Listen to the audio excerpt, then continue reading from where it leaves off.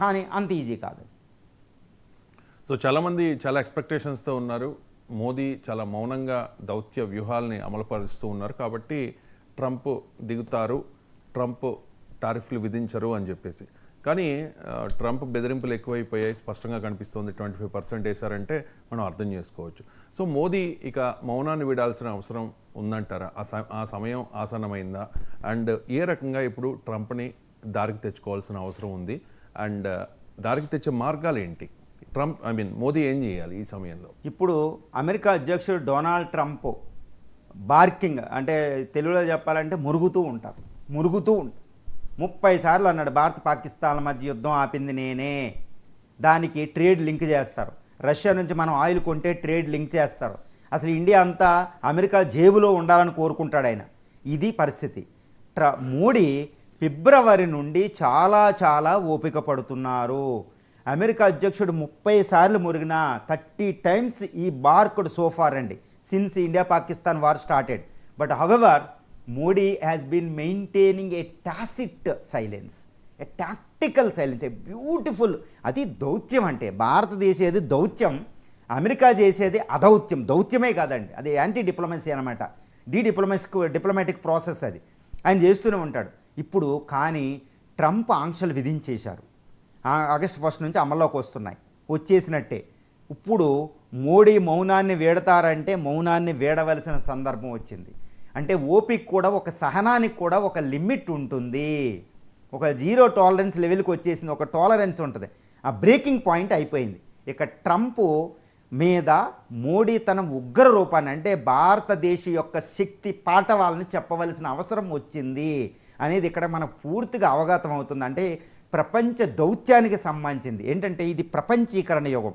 ఈ ప్రపంచీకరణ యుగంలో ఒక శక్తివంతమైన దేశం అంటే మిలిటరీ పవర్ కాదండి, ఆర్థికంగా పవరు, బేరసారాలు ఆరే పవరు. ఇప్పుడు ఇండియాకి ఆర్థికంగా మిలిటరీ పవర్ నిరూపించుకున్నాం పాకిస్తాన్ మీద, ప్రపంచంలో ఎంత శక్తివంతం. ఇప్పుడు ఆర్థికంగా కూడా మేము అంత శక్తివంతమని నిరూపించుకోవాలి. ఆర్థికంగా ఇప్పుడు కమర్షియల్గా మనం చూస్తూ ఉంటాం. ఒకప్పుడు ఇండియా ఆర్థిక సంస్కరణ మొదలుపెట్టినప్పుడు ఎవరండి గ్రేటు? అమ్మేవాడే గ్రేటు.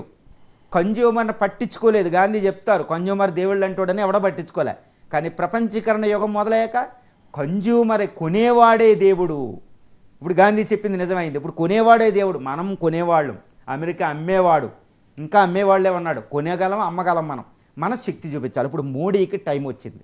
ఏం టైంతో ఇప్పుడు ట్రంప్ ఏం చేస్తున్నాడు? టారిఫ్లు విధించి భారత్ని బెదిరించి భయపెట్టి మీ ఆర్థిక వ్యవస్థను క్రష్ చేస్తానని లిండ్సే ఆయన బెదిరించాడు కూడా.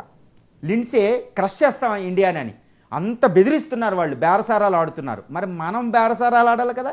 అంటే భారత్కు కూడా కొన్ని ఉన్నాయి అమెరికాని బెదిరించడానికి. అవి ఆ బ్రహ్మాస్త్రాలు ఈరోజు మోడీ ఇంకా బహిరంగంగా బయటికి తీయవలసిన సందర్భం ఆసన్నమయ్యింది అని చెప్తానండి నేను.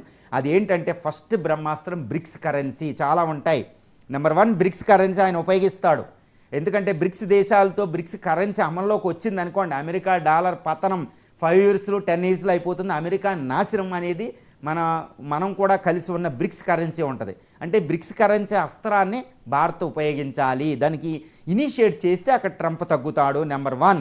ఎందుకంటే ఆయన నిన్న కూడా మాట్లాడినప్పుడు ఒకటి తెలుస్తుంది. ఈ టారిఫ్లు విధించినప్పుడు ఇండియా బ్రిక్స్తో కలవకపోతే మేము ప్రాబ్లం ఉండదు అన్నట్టు. అంటే బ్రిక్స్లోంచి ఇండియా బయటకు రావాలని ట్రంప్ కోరుకుంటున్నాడు. అది ఎలా అవుతుంది? మన ఇష్టం, మన దౌత్యం. మనం ఎవరితో ఫ్రెండ్షిప్ చేయాలనేది మన ఇష్టం. ఎవరితో మ్యారేజ్ చేసుకోవాలి, ఎవరితో ఫ్రెండ్షిప్ చేసుకోవాలని ప్రతి ఒక్కరికి హక్కు ఉంటుంది. అది India a comity of the నేషన్స్లో, ఇంటర్నేషనల్లీ ఫారిన్ పాలసీలో every nation has its own right to maintain friendship with other nations. Who is this Trump to ask the question the India to maintain friendship this country? It's a nonsense అండి. India ఒప్పుకోదు, ఇందిరాయే ఒప్పుకోలేదు. అప్పుడు నిక్సన్ని ముఖం మీద కొట్టినట్టు చెప్పి white house నుంచి వచ్చేసింది 71లో. ఈరోజు పార్లమెంట్లో చర్చ జరుగుతుంది. ఇందిరాకి ఉన్న గట్స్ నీకు ఉన్నాయని రాహుల్ అడుగుతున్నారు. మోడీకి గట్స్ ఉన్నాయి కానీ మౌనంగా చూపిస్తారు. ఎందుకంటే మాట్లాడే టైం కాదు. ఆర్థిక సంస్కరణలో బేరసారాలన్నీ తెరచాటున అవుతాయి. ఏం చేయాలో చేస్తారు. మోడీ బ్రిక్స్ కరెన్సీ అనే ఒక అస్త్రాన్ని ఉపయోగిస్తారండి. రెండవ బ్రహ్మాస్త్రం భారత్ చేతిలో ఉందండి. అదేంటంటే రిక్. రష్యా, ఇండియా, చైనా కూటమి ఏర్పడితే అమెరికా పతనం. ఈ ఏర్పడితే అమెరికాకి చాలా డేంజరు, నాటో దేశాలకి చాలా డేంజరు. ఇప్పుడు ఇండియన్ ప్రైమ్ మినిస్టరు ఈ ఆగస్టు 30, సెప్టెంబర్ 1 2 రోజుల పాటు ఆయన చైనా పర్యటనకి వెళ్తున్నారు. అక్కడ రష్యా అధ్యక్షుడు వ్లాడిమిర్ పుతిన్ వస్తున్నారు, చైనా అధ్యక్షుడు జీ జిన్పింగ్ ఉన్నారు, ఇండియన్ ప్రైమ్ మినిస్టర్. ఈ ముగ్గురు కలవడం అంటే అమెరికాకి తీవ్రమైన హెచ్చరిక. ప్రపంచ దౌత్యాన్ని తూర్పు అర్ధగోళానికి మార్చే అతిపెద్ద అస్త్రం. ఇండియా, ఈ రష్యా చైనాలు ఏమీ చేయలేవు ఇండియా లేకపోతే. అదేవిధంగా ఇండియా లేకపోతే అక్కడ అమెరికా కూడా ఏం చేయలేదు. ఇండియా ఎవరి తరపు వెళితే వాళ్ళదే ప్రపంచాధిపత్యం. ఇండియా చేతిలో ఈరోజు బ్యాలెన్సింగ్ యాక్ట్ ఉందన్నమాట. ఇప్పుడు ఇండియన్ ప్రైమ్ మినిస్టర్ అక్కడికి వెళ్తున్నాడంటే ట్రంప్కి హడలు, ఈలోపు ట్రేడ్ డీల్ కుదుర్చుకోవాలి, మనకు కూడా బేరమాడతాం అక్కడ. సో ఇండియా, రష్యా, చైనా ఒక్కటైందంటే అమెరికా పతనం, నాటో దేశాల పతనం, ప్రపంచం ఇటువైపు వచ్చేస్తుంది అనమాట, భారతదేశం చైనా రష్యాల వైపు. సో ప్రమాదం ఒకటి, ఇది రెండు. మూడవ బ్రహ్మాస్త్రం చాలా పెద్ద బ్రహ్మాస్త్రం ఉండబోతుంది. చాలా పెద్ద సీక్రెట్ ఏంటంటే ఇప్పటివరకు ట్రంప్ పర్యటన, ట్రంప్ కూడా ఇండియా రాబోతున్నాడు సెప్టెంబర్లో 15-16. ఎందుకంటే న్యూఢిల్లీలో క్వాడ్ సమ్మిట్ జరగబోతున్న చతుర్ముఖ కూటమి అని. అందులో జపాన్, ఆస్ట్రేలియా, ఇండియా, అమెరికాలు చైనాకి ఎగ్నెస్ట్గా ఒక కూటమి ఉంది, ఆర్థిక సెక్యూరిటీ కూటమి. దాన్ని మీట్ అవ్వడానికి డొనాల్డ్ ట్రంప్ సెప్టెంబర్ 15-16 సెప్టెంబర్ నెలలో ఏదో ఒక డేట్న ఇండియా రాబోతున్నాడు. ఇక్కడ క్వాడ్ సమ్మిట్ జరగబోతుంది. ఇది ఇండియా హోస్ట్ ఆతిథ్యం ఇస్తుంది. ఈ సమ్మిట్కి డొనాల్డ్ ట్రంప్ వచ్చేటప్పటికి క్వాడ్లో ఇండియా లేదనుకోండి, అయిపోయింది, అమెరికా పతనం. చైనా వెళ్ళి తైవాన్ అటాక్ చేస్తుంది. ఈ క్వాడ్ అనేది చాలా ఇంపార్టెంట్. ఇండియన్ ఓషన్లో ఇండో పసిఫిక్ ఏరియాలో మార్చడానికి ఒకటి గుర్తుపెట్టుకోవాలి. ఒకప్పుడు పసిఫిక్ హిందూ మహాసముద్రం అనేవారు. జో బైడెన్ దాన్ని ఏం మార్చాడంటే Indo Pacific. Indian Ocean India అని పిలిచారు. అమెరికాకి ఎంత అవసరం ఇండియా కనపడుతుంది. సో క్వాడ్లోంచి ఇండియా బయటకు వచ్చినా, లేదా క్వాడ్ సమావేశాన్ని సరిగ్గా అటెండ్ అవ్వకుండా సైలెంట్ చేసేసిన అమెరికా పతనం చైనా చేతిలో ఉంటుంది, తైవాన్ వారి దగ్గర. ఇండో పసిఫిక్లో చైనాకి తిరుగు ఉండదు అక్కడ, పసిఫిక్ ఓషన్లో, సౌత్ చైనా సీలో. సో ఇది భారత బ్రహ్మాస్త్రాలండి ఇది. కాబట్టి అమెరికా సహించగలదు, వీటిని అమెరికా తట్టుకోలేదు, అసలు ఇంపాసిబుల్ తట్టుకోవడం. సో మోడీ ఉగ్ర రూపాన్ని ప్రదర్శించబోతున్నారు. మోడీ ఆల్రెడీ ఉగ్ర రూపాన్ని ప్రదర్శించేశారు. ఎందుకంటే అమెరికా క్లోజ్ అలై, చాలా మంచి ఫ్రెండ్షిప్ ఉన్న యూకేతో ట్రేడ్ డీల్ అయ్యింది. ఇది కాంప్రహెన్సివ్ ఎకనామిక్ ట్రేడ్ అగ్రిమెంట్ అయిపోయింది. ఈయూతో ట్రేడ్ డీల్ అవ్వబోతుంది కొన్ని నెలల్లో, అమెరికా ట్రేడింగ్ పార్ట్నర్స్తో. కెనడాతో ట్రేడ్ డీల్ కుదుర్చుకోబోతున్నాం, జపాన్తో ట్రేడ్ డీలు, ఆస్ట్రేలియాతో ట్రేడ్ డీలు, చైనాతో ట్రేడ్ డీల్ ఉండదు, కానీ చైనాతో ఎక్కువ రిలేషన్ పెట్టుకోబోతున్నాం ట్రేడ్ డీల్. రష్యాతో ట్రేడ్ డీల్ అవ్వబోతుంది, ఆఫ్రికన్ కంట్రీస్తో అవ్వబోతుంది, ఇంకేంటి బ్రిక్స్తో అవ్వబోతుంది. సో అమెరికాకి ఆల్టర్నేటివ్, ఒకవేళ అమెరికాతో ట్రేడ్ డీల్ కుదర్చకపోతే విపత్కర, కీడించి మేలించాలంటారు కదండి, ప్రిపేర్డ్ ఫర్ ది వర్స్ట్. ఒకవేళ ట్రంప్ ఒప్పుకోకపోతే, ట్రేడ్ డీల్ కుదరకపోతే అమెరికా లార్జెస్ట్ ట్రేడింగ్ పార్ట్నర్కి ఆల్టర్నేటివ్ మనం పెట్టబోతున్నాం. ప్రపంచంలో వేరే దేశాలతో 190 దేశాలతో ట్రేడింగ్ చేసే అథారిటీ మనకు ఉందండి, ఇంక్లూడ్ శత్రు దేశాలతో, పాకిస్తాన్ మినహాయిస్తే.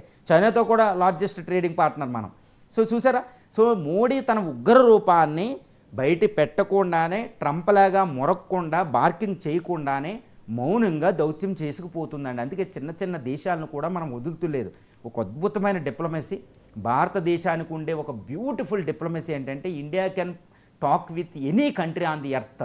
That is the beauty of Indian diplomacy. Nehru నుండి మోడీ వరకు ఉంటుంది. సో దీన్ని మనం, మోడీ తన ఉగ్ర రూపాన్ని, నేను చెప్పినట్టు ఇటు బ్రిక్స్ కరెన్సీ నెంబర్ 1, క్వాడ్ నుంచి సైలెంట్ చేయడం కానీ, బయటకు రావడం కానీ, తర్వాత రష్యా, ఇండియా, చైనా ఒక కూటమి కానీ పెట్టడం, ప్రపంచంలో అన్ని దేశాలతో ట్రేడ్ డీల్ చేసుకోవడం, బ్రిక్స్ కరెన్సీని తేవడం, ఇవి బ్రహ్మాస్త్రాలు. ఈ యొక్క రుచిని, ఈ మోడీ దెబ్బని ట్రంప్ రుచి చూడబోతున్నాడు. వచ్చే నెలల్లో ట్రంప్ దారికి వస్తాడు. భారత్కి అమెరికా లేకపోయినా మనం సర్వైవ్ అవుతాం, కానీ ఇండియా అమెరికాకి లేకపోతే సర్వైవ్ అవ్వడం అమెరికాకి చాలా కష్టం. ఎందుకంటే నేను చెప్పిన వీటి వల్ల ట్రేడే కాదు. సో ఇది ప్రపంచీకరణ యుగం. డాలర్ అనేది గాల్లో ఊగుతుంది, దాన్ని గురేయడం భారత్ చేతిలో ఉంది. కాబట్టి ట్రంప్ మోడీ చేతికి వస్తాడు. కాబట్టి మోడీ ఉగ్ర రూపాన్ని ఈరోజు ట్రంప్ చూడడానికి సిద్ధపడాలి.